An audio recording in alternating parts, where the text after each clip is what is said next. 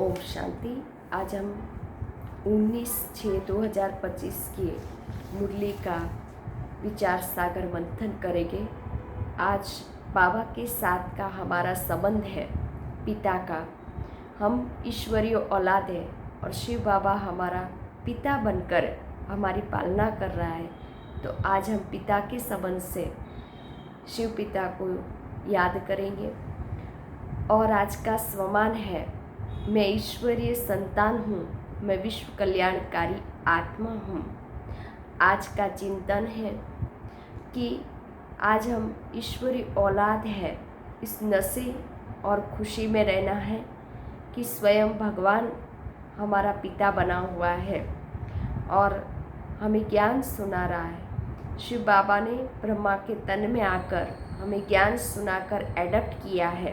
तो हम ईश्वरीय औलाद है। एक होती है आसुरी औलाद, एक है ईश्वरीय औलाद। ये कलयुग और सतयुग के बीच का संगम युग है। तो संगम युग पर हम ईश्वरीय औलाद बने हैं, सतयुग में देवी औलाद बनेंगे और कलयुग में अभी आसुरी औलाद है। तो ईश्वर आकर अभी संगम पर हमें ज्ञान सुनाकर अपना बच्चा बनाए, हमें 21 जन्म की सुख शांति की दुनिया में ले जाते हैं। तो बाबा कहते हैं, एक है अशांति की दुनिया, आसुरी दुनिया, जिसको कहते हैं कलयुग, और एक है शांति की दुनिया, ईश्वरीय दुनिया, वो है सतयुग। तो बाबा हमारे लिए सतयुग ले आए हैं। इसीलिए हमें मनुष्य से देवता बनाने की पढ़ाई पढ़ाते हैं। तो बाबा कहते हैं कि तुम मुझे याद करो, पुरुषार्थ करो और कोई गफलत नहीं करो। अब तुम्हारे में कोई अवगुण नहीं होना चाहिए, उन्नति होनी चाहिए। बाबा कहते हैं अपनी उन्नति करते रहो, कोई गफलत नहीं करो। माया गफलत कराती है। माया अच्छे अच्छे बच्चे को भी गफलत कराकर असुरी कर्म करा देती है। तो बाबा ने कहा है तुम्हें पुरुषार्थ करना है कर्म इंद्रियों पर विजय प्राप्त करने का। बाबा कहते हैं कि मेरे लिए तो तुम बच्चे ही हो, तुम्हारे सिवाय मेरा कोई नहीं है। तो बच्चे भी कहते हैं कि बाबा आपके लिए तो अनेक बच्चे हैं, लेकिन हमारे लिए तो तुम बच्चे ही हो। हमारे लिए तो बाबा कहते तुम बच्चे ही हो। तो बच्चे भी कहते हैं कि हमारे लिए बाबा आप ही हो, आपके लिए तो अनेक बच्चे हैं। तो बाबा कहते तुम तो अनेक देहधारियों को याद करते हो, अब अनेकों को भूल एक मुझे याद करो, परंतु माया गफलत कराती है। तो बाबा कहते तुम्हें माया से युद्ध करनी है, ये युद्ध का मैदान है। माया से युद्ध कर पर विजय प्राप्त करनी है अपनी कर्म इंद्रियों पर।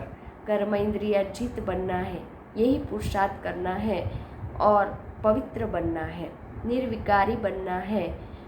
तो बाबा का कहना जो सपूत बच्चे होंगे वही मानेंगे। फिर बाबा कहते मानो ना मानो तुम्हारी मर्जी, समय थोड़ा है, बहुत कम है, थोड़ी रही, बस अब समय बहुत कम है, थोड़ा है, थोड़ी गई, थोड़ी रही, थोड़ी में से अब थोड़ी रही है। अब सतयुग नज़दीक है। जैसे नए मकान में जाते हैं तो खुशी होती है, तो अब नए मकान में हमारा सतयुगी दुनिया में जाने के लिए अंदर में वो खुशी और नशा रहना चाहिए कि हम ईश्वरीय औलाद हैं। फिर बाबा ने कहा कि तुम्हें आपस में लड़ना नहीं चाहिए, लून पानी नहीं होना चाहिए। कई बच्चे लड़ते हैं। बाबा कहते ईश्वरीय संतान होते दुखी क्यों हो, लड़ते क्यों हो? लड़ना नहीं चाहिए, लून पानी नहीं होना चाहिए। तो बाबा ने कहा ये आसुरी अवगुण हमारे में नहीं होना चाहिए, न कर्म इंद्रियों की चंचलता होनी चाहिए। हमें संपूर्ण निर्विकारी बनना है और फिर सतयुग में जाना है। इसीलिए बाबा कहते देवी गुण धारण करना है, कोई अवगुण नहीं होना चाहिए। बाबा को बच्चों में बहुत मोह है, प्यार है, तो उना भी रहता है कि बच्चे चिट्ठी नहीं लिखते हैं, तो खुश खैराफत की बाबा को रोज़ चिट्ठी भी लिखनी है। आज बाबा ने ये मुरली में कहा है।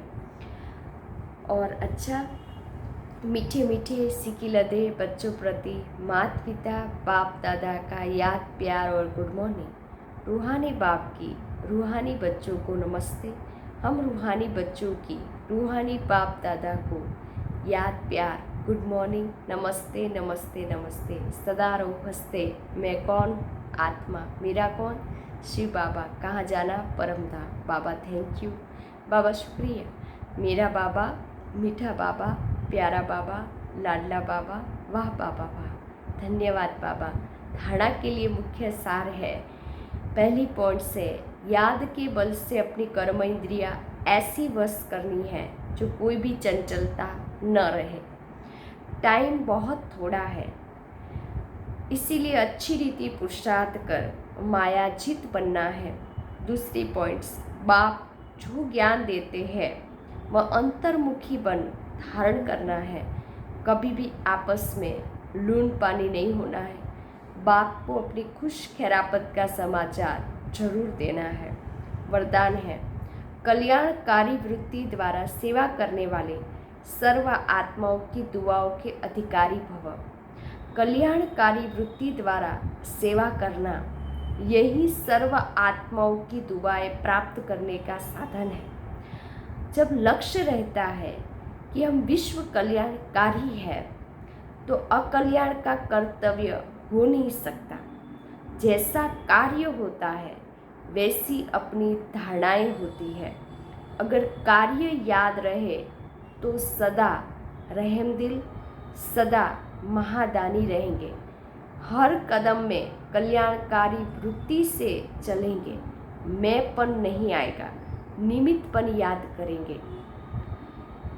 निमित्तपन याद रहेगा, मैं निमित्त आत्मा हूँ। ऐसे सेवाधारी को सेवा के रिटर्न में सर्व आत्माओं की दुआओं का अधिकार प्राप्त हो जाता है। स्लोगन है, साधनों की आकर्षण साधना को खंडित कर देती है।